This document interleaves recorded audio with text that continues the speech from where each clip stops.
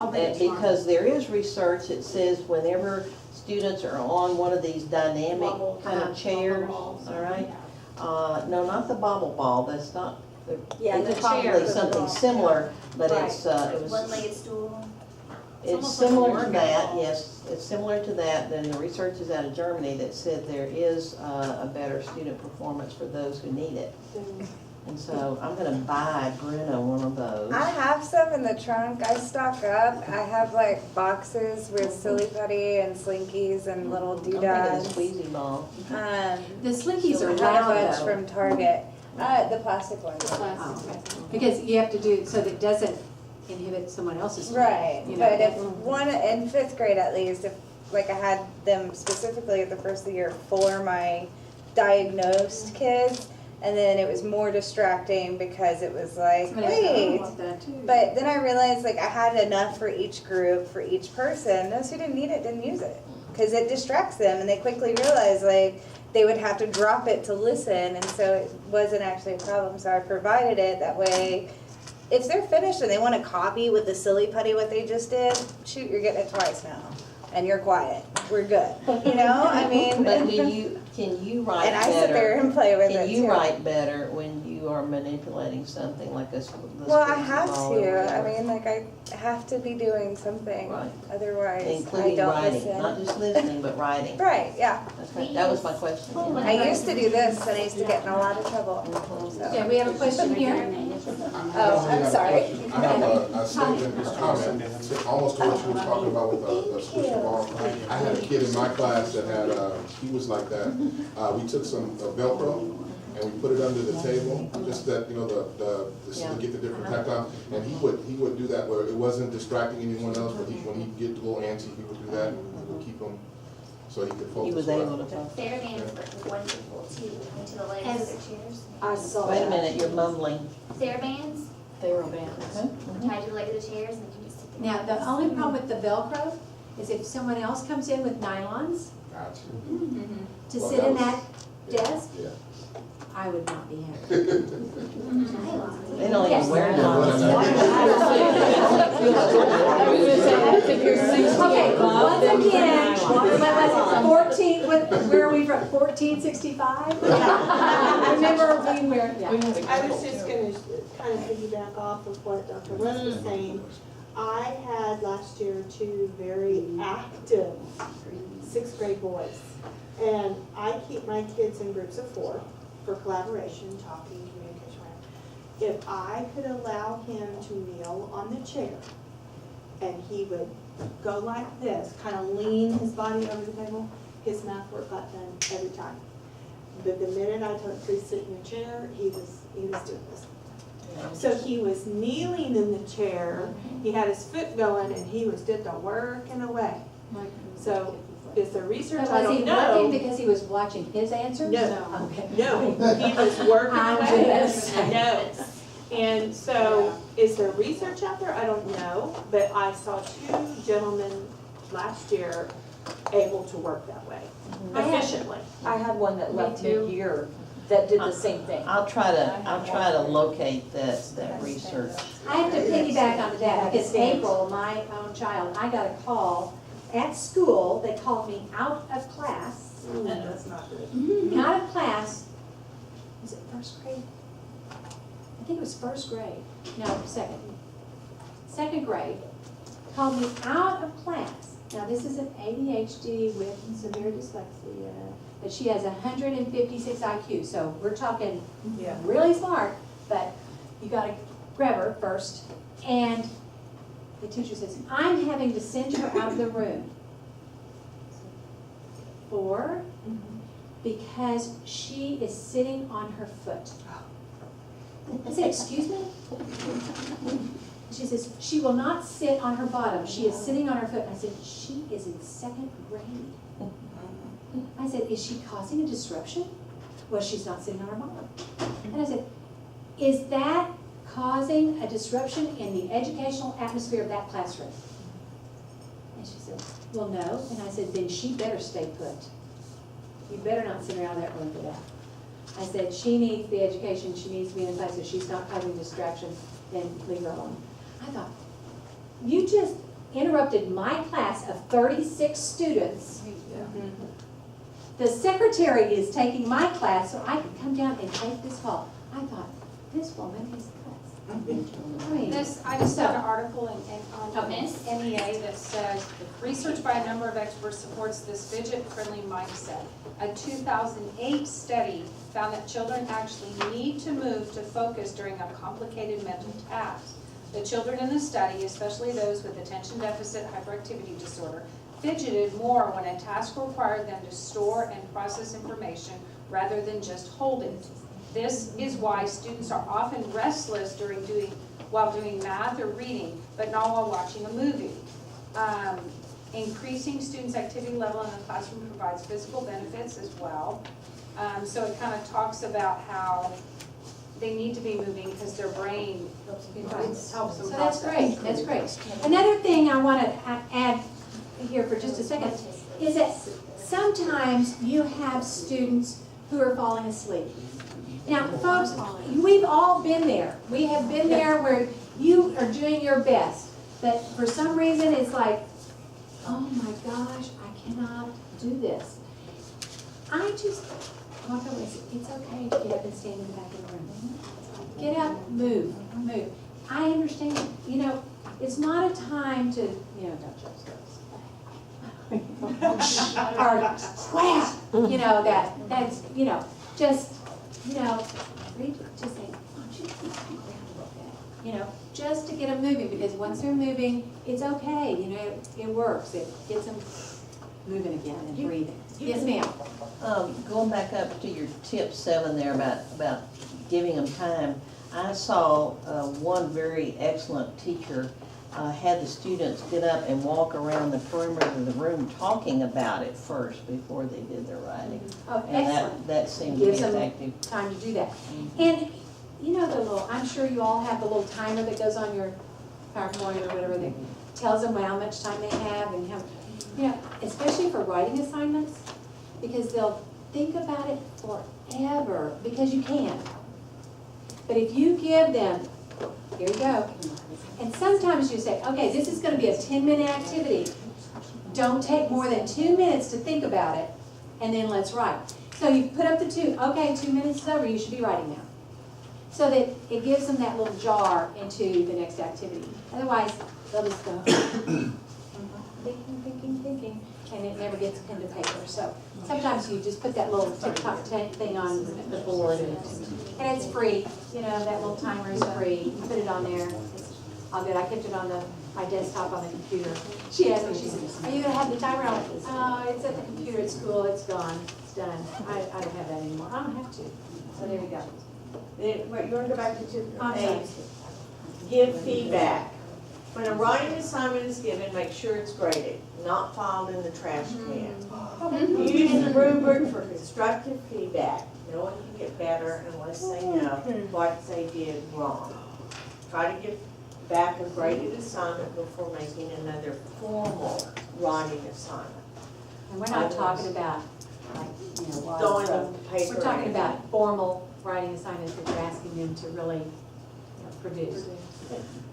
Give them back something graded before you ask them to do it again, because then 2 F papers is not a good thing, right in a row. Is there a difference between a graded paper and a marked paper? No. In my mind, graded means that you have put pen to their paper. in So some not fashion. necessarily Even if it numerical means score. great job. Or you might want to think about putting this in next time.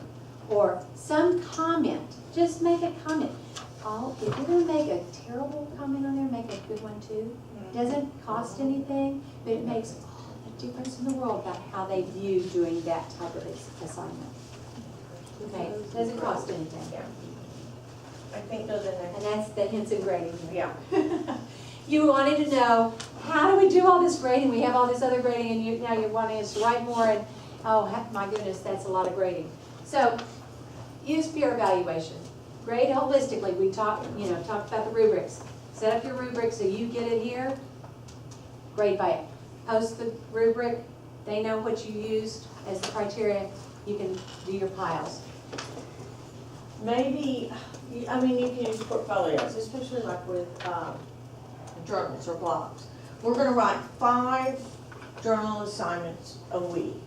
And, you're gonna, give them a topic or something. And you can look over those really pretty fast and give 1 grade. Maybe it's a point for each one, and then by the end of the 6 weeks, 9 weeks, you've got a grade, or it's 5 points, This one was good, or this was just average, a 3. This was great, a 5. Or they don't know which one you're going to grade, Right. and you throw the dice and say, okay, after they turn in the journals, okay, who wants to throw the die? Or- Okay, we're grade number 3. You can put all the That's fun. names in a book, in a pot, and just pull it out. Okay, I'm gonna take 5 papers to grade today. I'm gonna grade this one, and this one. What do you give the rest of them? Then on the next assignment, I'm You pull gonna, another 3 eventually, I'm gonna get everyone's name out. You don't Right, choose but it. we're required to give so many Right. grades in 6 weeks, so many daily grades, so many test grades. So where does that fit into this scheme of things? Well, considering we had like 45 grades each Yeah. for test, writing, and everything, you For can 6 find weeks. them You for can- 6 weeks. You It's just not go hard. and do them. It's Some not days we hard. took 3 grades. Yeah. Some Well, days I we do didn't that take now, I it. mean, Yeah. I'm just, 3 or 4. So you don't have to grade everything. You're already taking 3 grades every day.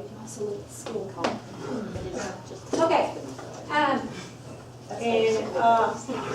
Grade only part of the assignment. You have a 10-question worksheet that you've asked for, paragraphs for every question. I'm just throwing that out there, okay?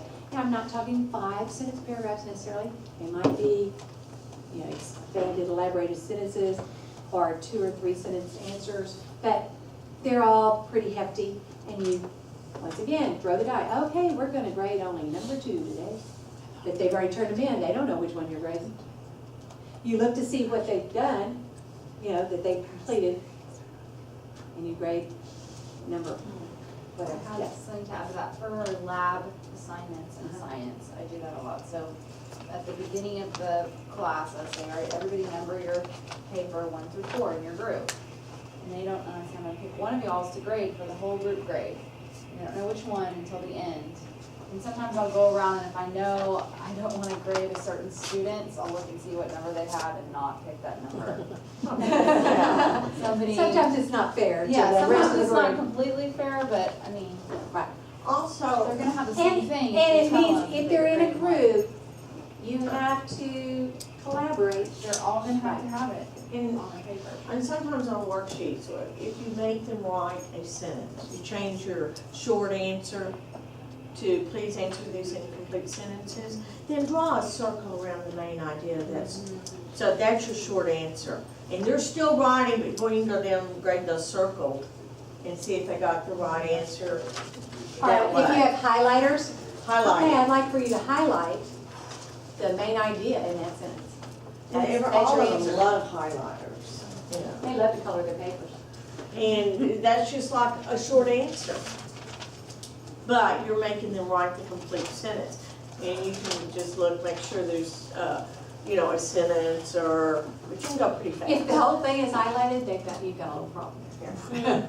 Yeah, you can address that. What's the 2 highlighters? Did I miss that? Oh, go on the 2 highlighters, you can give a handout 2 highlighters, 2 different colors. 2 different colors. I want you to underline the main idea. Or highlight. Or highlight the main idea. Then with the second one, I want you to highlight the rest of the sentence that you're having problems with. Or the question, highlight the question that, is giving you problems. Or highlight what you really know well. You can do a lot of different things with it. And do stuff like that. I guess this kind of goes with the development code. A couple years ago, I went to a professional development training for science to use these as their note-taking devices that eventually get evaluated and graded. And she had those garage sale stickers. And so she put one on each color, and it just was random. So however many people in the class, times 5, etc. And then like once a week, twice a week, however she decided, all right, all the blues do your whatever for this period. And it didn't matter if it was the next day, okay, all the blues, give me your stuff again. You know, They don't know, it yeah. doesn't matter what it is, whatever color she calls that day, if the only way you're out of it is if you're absent that day. Otherwise you turn it in, and it didn't matter if you got graded twice in a row or 3 times. And that keeps them on their toes. They're still responsible for whatever is going with that. Right, good idea. Good. Okay, say something nice, like we were talking about a while ago. It doesn't cost anything, but it really makes so much difference to the students. Encouragement. I used to have a principal that would have us, our school was very big on journaling, so the math did journaling and science did journaling, we all did journaling. And then what we would do is he would have us bring 2 journals. One of our best journals, one of our kids, you know, those kids that just do everything right. And then one of those that looks crazy, you know, so. Best wrong answer Yes. I've heard all day. He would have us bring both of those. And then we would have to give them to another teacher, not in our subject. And they would go through our comments and make sure that we didn't put greats on everyone or excellent, that we were actually, and then he gave all of us a rubric and we had to rate our ratings to the student. And so it made us be more accountable of our comments, yeah. And actually, and the other teachers were required to write in their journals too. And my kids would see that, and they'd be like, wow, they loved my writing, who is that teacher? Like if they didn't have that teacher. So it was actually really, really great. I like the papers that when I told you about last week when we were doing all the tasks. We meet over the happy hour and grade each other's. Kids went, great. You didn't know whether it was the beginning of the happy hour or the end. I was gonna also say that I've had my students do math journals, but, and what I did is, I took them to Home Depot, and I've been told that they're not doing it for free for teachers anymore, but I used to take my composite books to Home Depot and have them cut them in half, you know, the mini blind saw that they use to cut, and cut them in half, and that way I would give the kids just half of the composite, and on the left-hand side was their critical thinking problem, whatever type problem I gave them or asked them to redo, and on the right-hand side was their writing, their picture, their visual to help them answer that problem. That's just, they cut it just like this, so you had 2 smaller ones, and so they were easier for me to store. The kids didn't hang on to them, and you just cut them this way. But Home Depot would do it for me, but I've been told now that they're not doing it for free anymore. Probably try Lowe's then. Yeah. Yes, ma'am.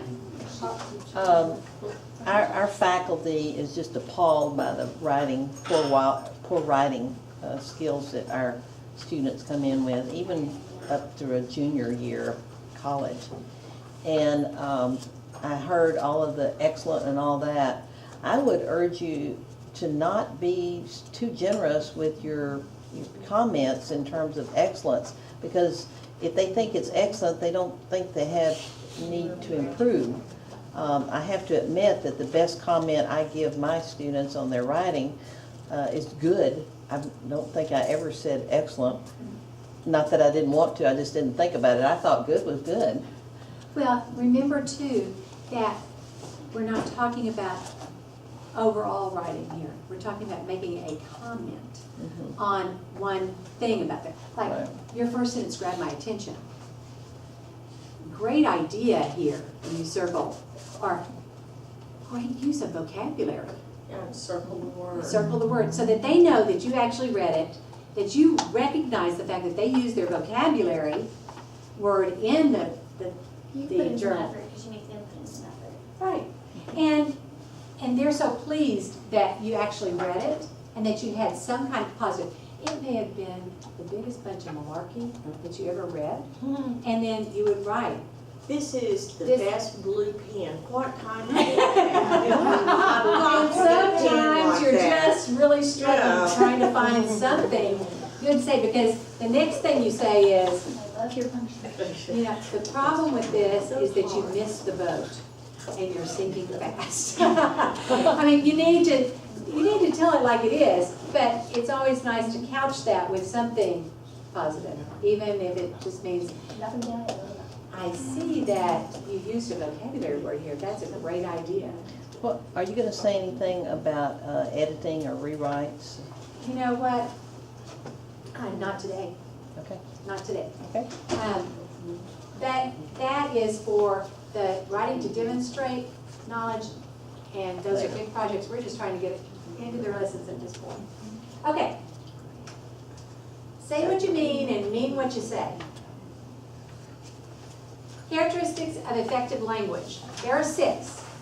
Now, remember that we've made available all of these PowerPoints to you, so you don't have to write all these things down, but they're important. I'm not trying to lessen their importance, but I'd rather talk to you and have you just listen and understand, and you're writing so fast that you don't really get it, okay?